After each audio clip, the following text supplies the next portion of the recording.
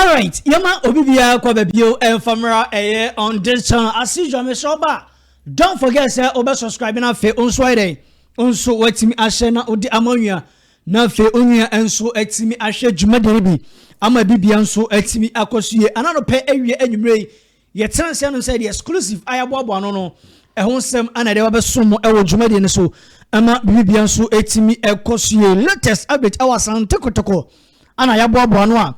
Yede and also eba first of all to na yetima so dating ye enche anaro baba sports roberto just say almost starting innovations out especially pitch and so emma ekofan sempi enso etimi bai emma NSF for so pay for the to just say in fact NCC anomo send be season be starting kwa bia komase Asante Kotoko betima dey enso etime se kan na fe etima bo ama bibiare enso etima kosuye but enkomo kakra metima di won say in fact pitch no so NCC no enso etimi atake shape amase se no kasa okọ babara sports stadium omo ACC o se ne be ya Asante Kotoko ebetima bo omo first match ama bibiare enso etima koso kamanti uro babara sports stadium NCC egusu a ekoso kama na emse uromo nation se betodwa se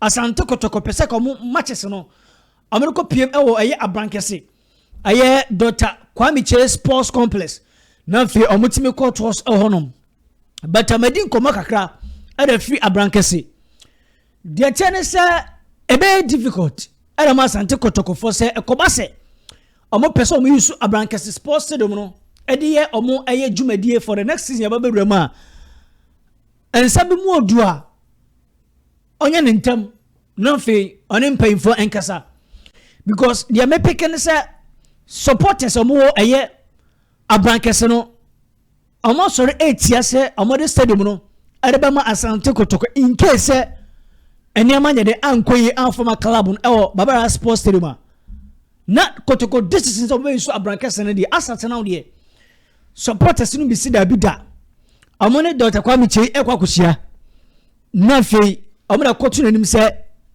amo besere amo mpese amo beji Asante Kotoko request de elso timi de atum asate now Asante Kotoko e de amo official place amo beso mu sia kan de akwakoma club license board from paying for be koma medi kire se nia me patch abrankese no part of empanyfo so niema o mahehya awon pese ne nyina no amo so timi hwe ama bibia de enso timi koso enti supporters ne de amo se nyaade on be twene ne enso timi atwene kyena se supporters no anase Asante Kotoko emra beje abrankese nye dey ensi akan eno de firo teweba ye di eno se dey emam ewo enkomunum a kyese enyansam ketwa Asante Kotoko training session dietini esia no eyanopa ewie anyanwumre anopa ewie anyanwumre ana training session etimi koso na mame fanto jam fama say in fact latest by Friday day na oya Asante Kotoko player na obobele timnim latest by Friday oya Asante Kotoko player na obobele tim se toaso anasa wonyede toaso me de atujara ma se empayfo epese omobo friendly game 2 friendly matches Asante Kotoko training grounds and sample an team no ateki omo final this because sa 2 friendly matches eno already friend say retinkler ana first elemenzo ebegina so ateki omo final decision sa so omo ma players we atoaso na se players we entoaso. But clubs are Asante Kotoko for betting on both friendly matches. No one, they may pick any say, Urama, either say Benab FC, and I say Ebony FC, and Asante Kotoko for paying for ever consider say, I'm not about ASL friendly matches. No, I'm a BBI the ends what Makosu. And Asante, this is exclusive information. I'm a pick, and you confirm.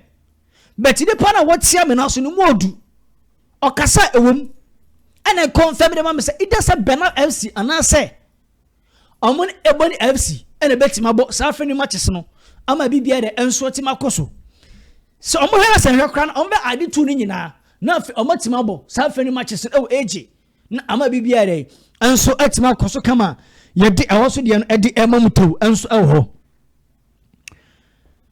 Cameroon person issues no aye bibia o kakra na obana so no na ensemfo bebre ana ede eno so eba I can confirm it to you say urem e Asante Kotoko training ground so Cameroon person eguso mo ne Asante Kotoko eye training ben komo kakra medi kire say from the technical aspect no and pay for sadam fili Cameroon person ne sa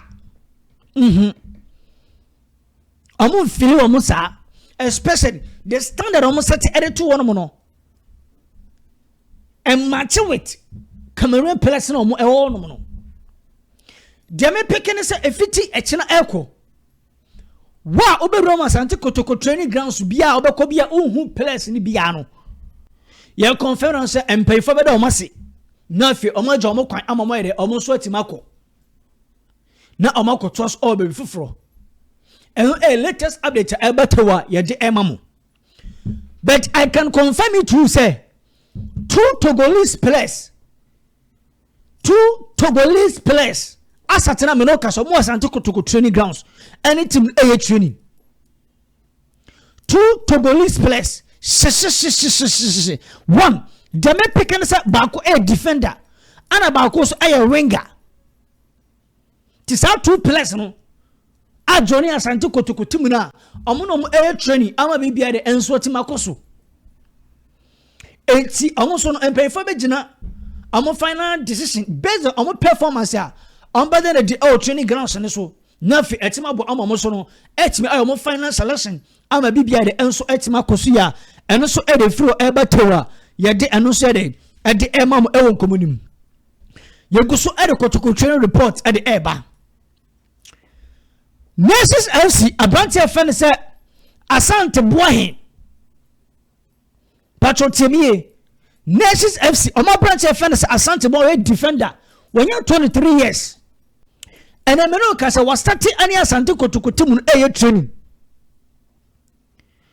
was starting any Asante Kotoko team and so air training and mo amukwa Asante Kotoko training grounds mo share for money and to fema me confirm the mama say bokwa mo say defender na fence Asante Boahin so when Asante Kotoko air training also they may pick and some pay for assess no yes was starting no omo air observation ekoba so no so de etim ekoye nko ade a de me pick ne Asante Kotoko form pay for ene be ye adwuma in fact ne height no ne level no de me pick ne some pay for no aya willing but omo person mo monitor boy no na for mo he Asante Boahin the training session on the team na de enso eya ye de won sem de enso edi emamutaw e komonim entiano e de fi Asante Kotoko training enso e by the one sem no e de emamutu enso e wo na abeto ja say Abrantia fan say Salif Ibrahim Di Maria Asante Kotoko fo e pe boy no eno mo e enso tima ejuma na unya Caleb as a defender unya Di Maria enso ba people for say e betimi aboa but enkoma kakra na no pay ewie enyumre medi e Asante Kotoko omo camp no deme pick ne say technical team no amuchi information kakra fast our boys no especially Abrantia fan say Salif Ibrahim Di Maria de no I say coach no osuniti o na coach Adama Asante Kotoko everything kla na osuniti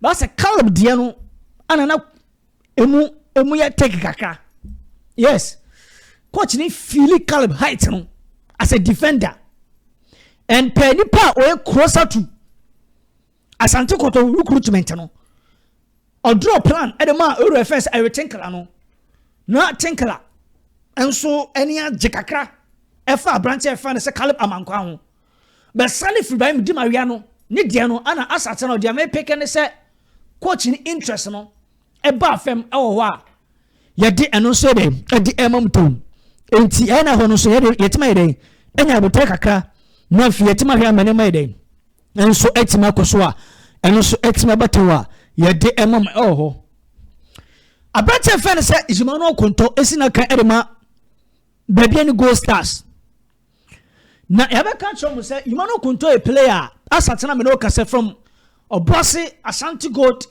Young Apostles Eba Nations Eba Remu Ewo eye club efe ne se baby any Gold Stars no fine on share enye obi a won news no musa but the scout for Asante Kotoko almost scout no we one player almost shot tennis no added to almost less so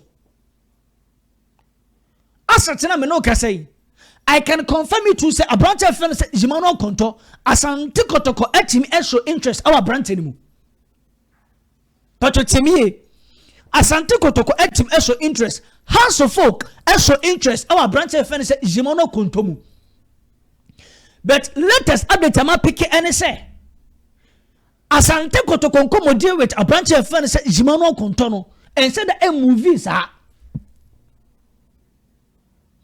foreign office at the ma branch no sanka foreign office no aye nipa yetimi ade ne describing na I can confirm it to say that foreign office no ana LED with a 2 big class e wo Ghana omo chesi a branch e friend say Jimano Konto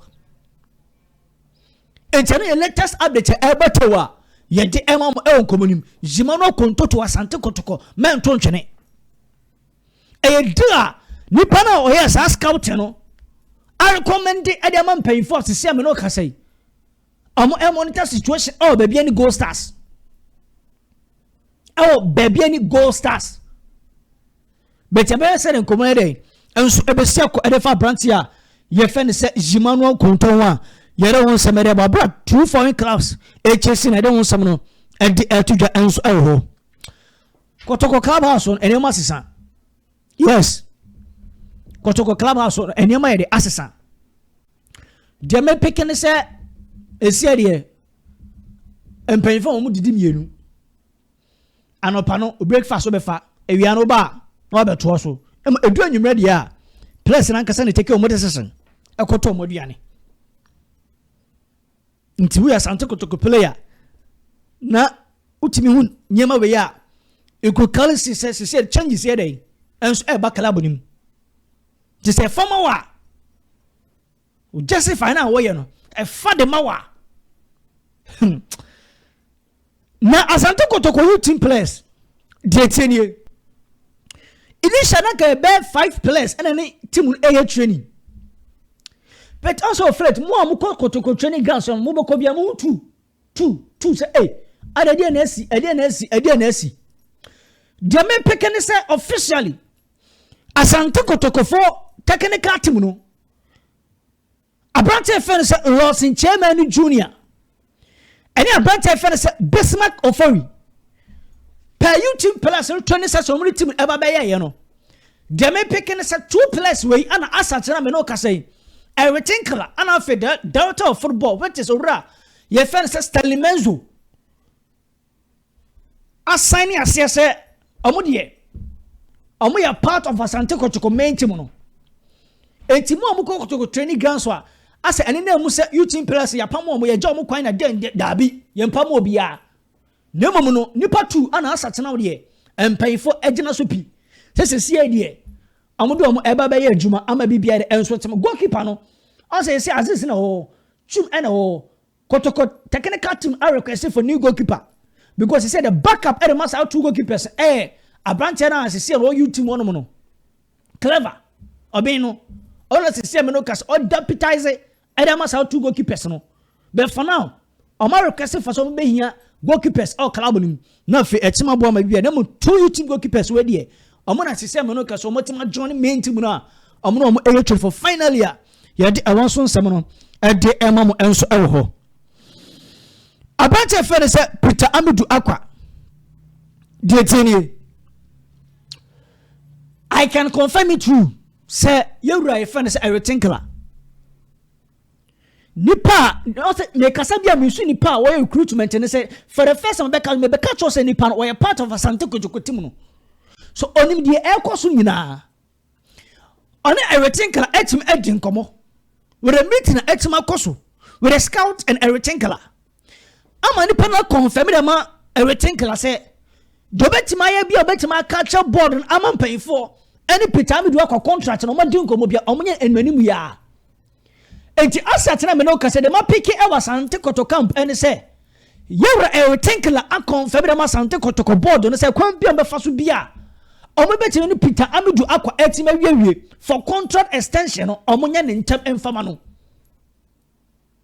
That is exclusive report.